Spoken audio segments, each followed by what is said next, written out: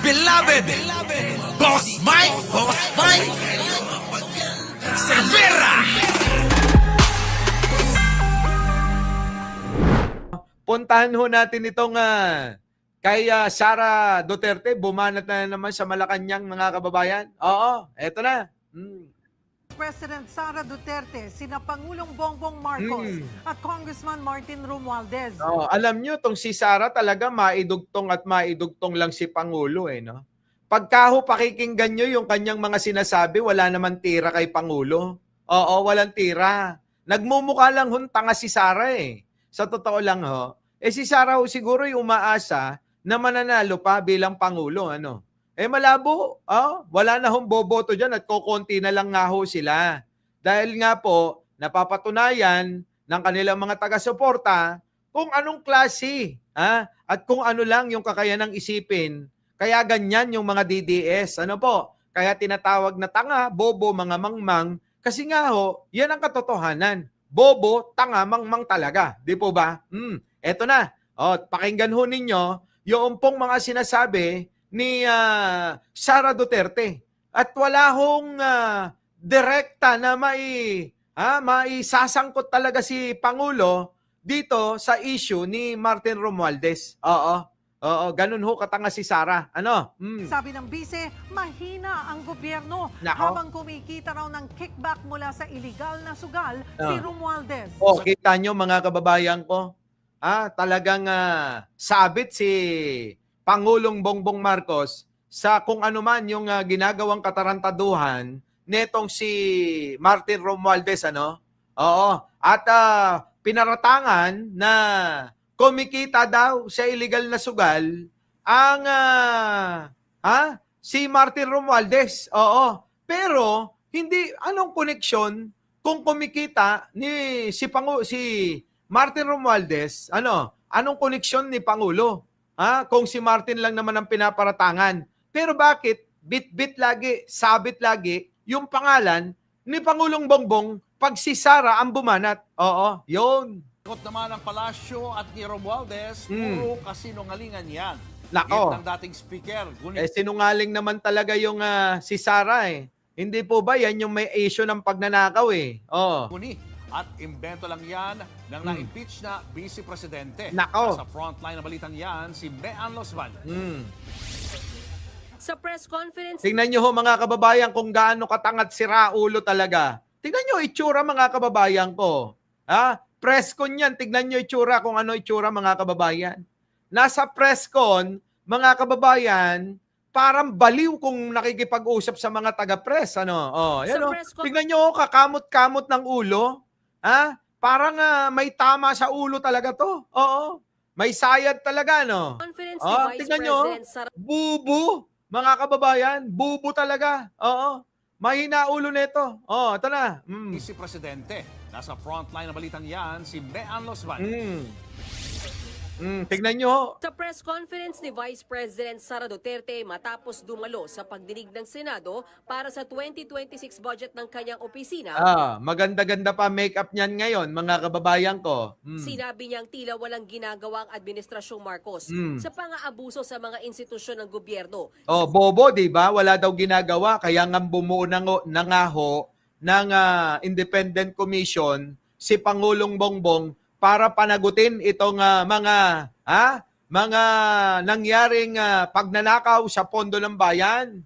Kaya nga ho ngayon nagkakagulo ang Senado at Kongreso kasi dahil kay Pangulo. Yan ba hindi gawa ni Pangulo? Si Pangulong Bongbong Marcos ang may gawa. Sa gitna yan ng anomalya sa flood control projects. Nako. Ayan na, si Alexandre. Admin ng BMB. Admin Alexandre, Maribel, Tito Waldo. Presi. Malakas na naman ang ulan, mga kababayan ko. Grabe. No. Ma'am, no. Our institutions are clearly abused. Tignan nyo ho yung yung paano siya mag-deliver ng kanyang salita. Tignan nyo ho kung paano bumitaw ng mga salita. Mga kababayan ko, dadaigin ho nung anak nyo to na nasa elementarya. Ano po? They are used for personal gain. Kita And, nyo, nagbibintang mga kababayan na wala pang man lang pinapakita ng mga ebidensya. Sara, baka nakalimutan mo, yung paratang sa'yo, may kalakip na mga ebidensya. Tulad ni Mary Grace Piatos, hindi mo nga ma-explain, di ba? Siguro, bago ka bumanat sa iba, sama na natin si Martin. Bago mo banatan si Pangulo tsaka si Martin Romualdez, siguro explain mo muna yung issue mo. Kasi hanggat hindi mo na-explain sa maraming tao, yaang issue na kinasasangkutan mo rin, na issue rin ng pandarambong pagnanakaw, wala kang kredibilidad. Kaya nga kita mo, nagkaroon ng September 21, ano nangyari sa mga taga-suporta mo? 'Di ba? Binubu ng mga ayaw sa'yo. Yung mga Pilipino ayaw sa'yo, Sara. Kukunti lang yung taga-suporta mo, kakapiranggot eh. Pinipilit lang nilang sumama o sumiksik sa iba para magmukha silang marami, maibidyo nila, maipakita sa mga tao na marami pa rin sila. Wala nga ho mga kababayan ko. Wala na. Wala nang taga-suporta si Sara. Bagkus ito, yung mga kagaya niya na mga desperado, na mga politiko, mga senador, yan, sila Chis Escudero, sila Bato, sila Jinggoy, sila Joel Villanueva, maiipon lahat yan. Nakagaya niya na magnanakaw ang magkakasama. So, ito ho mga kababayan ko mapupunta tayo sa sa labanan ng mga magnanakaw at ng mga umuusig sa mga magnanakaw pag nagkataon. Ano po? So, tropa ni Sara, itong mga nasasangkot sa maraming katiwalian tulad ni Villanueva, Jinggoy, at itong sila Bongo at marami pang iba. So, ang mga kasama ni Sara, ulitin ko, liliwanagin ko, ay puro mga mandarambong magnanakaw. Yung po yan. Yan na lang ang sasama dyan. We have already seen. Kita nyo mga kababayan, isa-isa ho yung sinasabi. Sa totoo lang, parang hirap na hirap magsalita ito eh. Parang sinto-sinto, mga kababayan ko. The testimony of Kita mo, nagbabasa na ho yan, nahihirapan pa, mga kababayan ko. Yan ba yung ihaharap nyo sa international community para ho irepresenta yung Pilipinas, mga kababayan ko? Anong ipagmamalaki ng isang Sara Duterte? Yung pagnanakaw niya. Sasabihin niya na nagnakaw ako pero hindi ako napanagot kasi magaling akong magtago, magaling akong sumama sa kapares kong magnanakaw, ganon. Nako. witnesses about corruption. Kita nyo ang kapal ng mukha, no? Anong karapatan mo na tuligsain ang korupsyon kung ikaw mismo magnanakaw din, mga kababayan ko? Anong karapatang tumuligsa ni Sara Duterte sa mga magnanakaw kung pati siya magnanakaw din? Walang karapatan ho yun, mga kababayan ko. Iba kayong nakikita at all na project na nakatulong? Tatanga-tanga kasi. May nakita na daw po ba kayo na mga proyekto, mga kababayan ko? Hindi yata alam ni Sara, mga kababayan, kung anong ginagawa ni Pangulo. Yung pong Sikihor, example na lang, yung Sikihor ay inayos ni Pangulo. Ang tubig at kuryente, internet, mga kababayan, yung pong lugar ng Sikihor ay inayos na pinabayaan ho ng mga bilyar. Ano po? Ngayon, ang tanong ni Sara, may nakita na daw ba kayo na mga proyekto na nagagamit ng tao? Napakarami na ho ba? Hindi po ba yung extension ng LRT papunta ho ng Cavite? Tapos na. Napakarami ho. Yung pong pabahay, yung pong mga mga binibigay na mga sariling lupa ng mga magsasaka.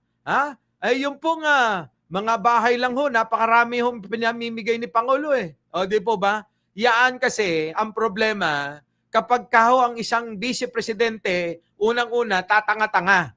At hindi muna mag-research bago magsalita. Kundi mga kababayan, dahil siguro, laging wala, laging nasa galaan, laging nasa lamierda, lumulustay ng kwarta. Oo, hingi lang ng hingi para pang travel nila, mga kababayan. Ano? Yung nakikita at all na project na nakatulong Tignan sa nyo. ating bayan. Tignan nyo, mga kababayan, ano? Oh, sa Marawi pa. O, kita mo. Yung nga, sa Marawi pa. Inayos ni Pangulo. O, hindi ba yun nakatulong? Bobo nga ho kasi yung vice-presidente natin. Sabi ko nga, sa lahat ng naging vice-presidente, mga kababayan ko, eto pinakabobo, pinakamangmang, yung Sara Duterte. Oo, ha? Yaan ang pinakabobo, pinakamangmang. Oo. Agad naman bumuelta Yan dyan na. Oh, ano ang belta ng Malacanang? Banat. ang palasyo. Isang malaking kasinungalingan na naman to. Alam natin na matatag ang ating gobyerno, ang Correct. pamahalaang ang administrasyong Marcos Jr. Correct. Ito ay ginigiba lamang ng mga obstructionist na tulad nila. Oh, natulad ni Sara Duterte, obstructionist yan, mga kababayan ko. Wala na hong maitira. Kaya ho, mga kababayan, kahit na ho issue ng iba, idinadamay pa, mga kababayan, idinadamay pa. Malamang hindi nila nakikita anong ginagawa ng Pangulo dahil bulag sila. Hindi lang bulag, oo. Tatanga-tanga talaga yan si Sara. Dahil, Yusek, oo, wala eh. Wala si Sara lagi. Nandoon po sa ibang bansa. Nagbubulag-bulagan, nakapikit ang mata. Kita nyo, nabubulag-bulagan, nakapikit daw ang mga mata. Dagdag pa ni VP Sara, hindi na nakakagulat pa na sangkot sa anomalya sa flood control projects ang pinsa ng Pangulo. Narinig nyo ho yun, mga kababayan ko? Ha? Sabi ni Yusek, hindi na nakakagulat pa kung sangkot. Sino? Si Martin Romualdez sa mga flood control project. Nako, mga kababayan ko. Oh, pakinggan nyo. Ito. Anong ginagawa ng Pangulo dahil bulag sila. Nagbubulag-bulagan, nakapikit ang mata. Dagdag pa ni VP Sara, hindi na nakakagulat Ni BP Sara. Ito na. pa na sangkot sa anomalya sa flood control projects ang pinsa ng Pangulo. Ngayon, oo nga. Sangkot nga yan. Ngayon, anong problema? Bakit kailangan madamay si Pangulo, di ba? Kasi sa kinasasangkutan ni Speaker, laging binibitbit ni Sara si Pangulong Bongbong Marcos eh. Yun ang mali. Si Sara, pagka tumira, kay Speaker, dahil nga ho wala silang maitira kay Pangulo eh. Walang mai-issue kay Pangulo eh. Kundi yung bangag-bangag lang nila, adik-adik, ganun ano. Bukod dun wala. Pero, eto ho, si Speaker, nai-issue, sabi nga ni Sara Duterte, nai-issue sa flood control scam. Si dating House Speaker Martin Romualdez, hindi nga lang daw sa flood control projects ang pinagmumula ng umunoy kickbacks. Pati sa Saan? sa illegal gambling. Dapat nagpakita ka na ng ebidensya, di po ba? Hindi yung dadakdal ka, dadakdak, dadaldal. Mga kababayan, nagmumukha na tanga itong vice-presidente. Tumatanggap sila. Kita nyo? Si Martin Romualdez. Kita nyo, tumatanggap daw si Martin, pero bunganga, laway-laway lang eh. Laway-laway lang, mga kababayan ko. Tignan nyo ho magsalita, mga kababayan. Yan po ba'y kapanipaniwala? Kapag ka ho nagdi-deliver ng salita, hindi mo alam kung kailan nagsisinungaling at nagsasabi ng totoo eh. Ano po? Catherine Gal po, ano? Di ba? Hindi mo alam kung kailan nagsisinungaling at nagsasabi ng totoo itong si Sara Duterte. Hindi lang siya sa flood control, pero marami pang iba pang mga sources ng corruption. Kita nyo? Iisipin pa. Corruption na lang ang sasabihin, mga kababayan. Mag-iisip pa ng ilang segundo para masabi niya. Ang hina ng ulo nito, mga kababayan. Bobo talaga, mga kababayan ko. Bobo. Na dinideliver. Kita nyo? Na dinideliver daw. Nasa ng ebidensya? Di po ba wala? Wala siyang may pakita eh. Yan ang problema. Ang gawin mo, Sara, kausapin mo si Saldico, yan ang pagsalitain mo. Kasi kapag ka nagsalita si Saldico, paniniwalaan ng maraming tao yan dahil mag-amo. Yun. Matanong kung sino ang source ni VP Sara sa mga nasabing impormasyon, Ah. tumanggi siyang magbigay ng pangalan. Kita nyo mga kababayan ko? Tinanong kung sino source. Tapos sasabihin mga kababayan, secret. Anong klase yun? Ha? Sino source mo sa mga akusasyon mong yan? Ha? Hindi naman sinasabi kung sino. Secret, pwede ba yon? Ano ba yan, Sara? Pero galing daw ito sa loob ng opisina mismo ni Romualdez. Naksa, galing daw sa opisina ni Romualdez. Yung kanyang, yung pong nag-feed sa kanya. Oo. Sa isang pahayag nanindigan si Romualdez na Ito naman. Ito namang isa na to. Oo. Siyempre, itatanggi rin yan, mga kababayan. Oo. Di ba? Itatanggi rin yan. Ano pa ba aasahan nyo? di totoo ang akusasyon ni VP Sara na tumatanggap siya ng pera mula sa iligal na sugal. Oo. Guni-guni at imbento lang daw ang kwento tungkol sa umano'y mali-maleta ng pera. Oo. Puro lang naman daw ito salita at walang ebidensya. Oo. Dagdag pa ni Romualdez, nakakalungkot daw na ang mismong vice-presidente Oo. na inakusahan at na-impeach ng Kamara dahil sa maling paggamit ng pondo ang siya ngayong nagkakalat ng kasinungalingan. Patay, sabog, mga kababayan. O, ayan ang sagot ni Romualdez sa'yo, Sara. Ha? Ayan o. Pagalingan kayo. Hindi lang sa pagnanakaw, sa rason. Dapat pagalingan din kayong dalawa. Tinanong din si VP Sara sa Na. kung posible bang may kumpas din si Pangulong Bongbong Ayan. Marcos sa mga anomalya sa flood control projects. Ayan, mga kababayan ko. Tinanong din si Sara. Kasi nga, ito yung sinasabi ko eh. Ipilit na isinasabit sa issue ng iba si Pangulo eh. Ngayon, dapat ito masagot ni Sara, ano? Dapat masagot ito ni Sara. Ito na. Yung nagkakalat ng kasinungalingan. Tinanong din si VP Sara sa kung posible bang may kumpas din si Pangulong Bongbong Marcos Yan. sa mga anomalya sa flood control projects. Yan. Ito ang kanyang sagot. Ano? Budget natin, ang huling pumipirma dyan. Diretsuin mo! Hindi yung ganyang sagot, pambata yung sagot mo eh. Porque siya yung huling pumipirma. Baka akala mo, Sara, napakaraming dinaanan yan bago makarating sa kanya. Di po ba? Ngayon, mga kababayan ko, ganun din yung tatay mo. Sangkot mo, sabihin mo ng rekta kung may kinalaman si Pangulong Bongbong. Hindi yung siya yung pumipirma. Hindi yun yung tamang sagot. Pambobo yung sagot mo eh. Ang sagutin mo, sabi mo, may kinalaman si Bongbong Marcos dyan. Ganon. Hindi mo naman masagot, di po ba?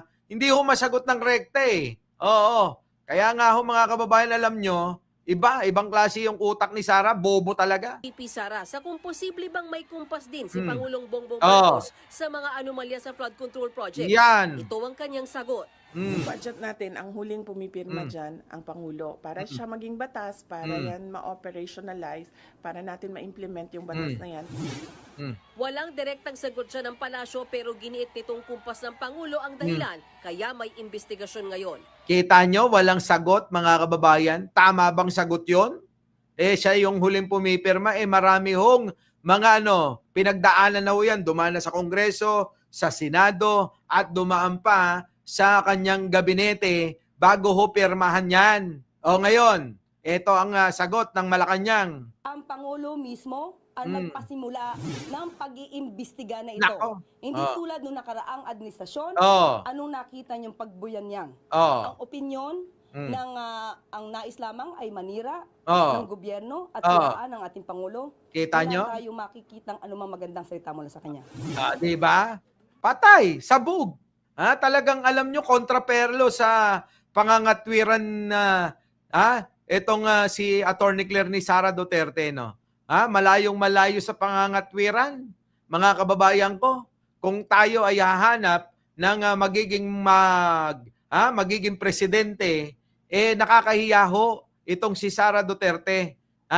Kung pagtatapat nyo lang ho ay si Yusek Claire Castro, siguro mga kababayan, deal sa mga DDS, payag ba kayo? Ikasa natin, ikasa natin ang isang debate. Ang kadebate ng inyong puon, etong prinsesa piyona nyo, si Buday, si Sara Duterte, ay si Attorney Claire Castro. Ha?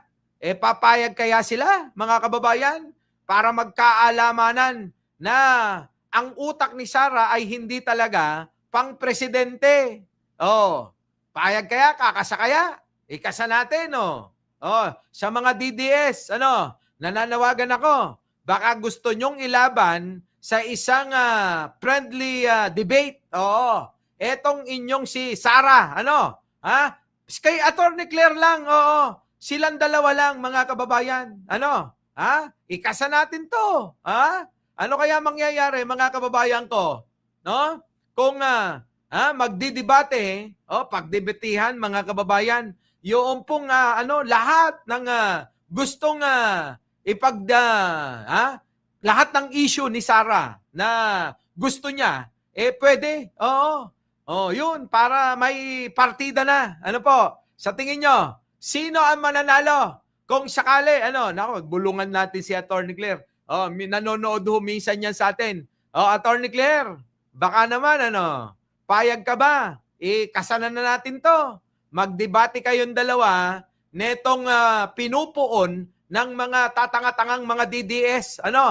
Para magkaalaman, pagdebatihan natin kung ano yung gusto niya. Siya na mamili, partida, mga kababayan. Si Sara na ho ang mamimili. Jeneline Blaseco, thank you naman po. Di ba? Mga kababayan, wag na lugi si Mama Claire. Anong lugi? Lugi dahil no match ba? Hindi kaya ni Sara. Iyan, nako, grabe. Agree ako diyan. Hindi nga para malaman ng taong bayan kung ano lang ang hangganan ng utak niyan, mga kababayan ko.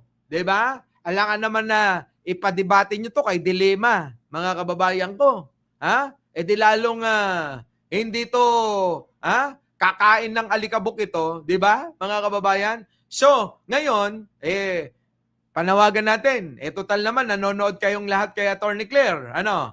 Pagka kayo ay nandoon, kanyo sabi nyo, may panawagan si Mike Cervera. Kung pwede daw kayong magdebating dalawa ni Sara Duterte at magkaalamanan daw kung talagang may utak yung vice presidente. Mga kababayan? Our beloved Boss Mike Cervera!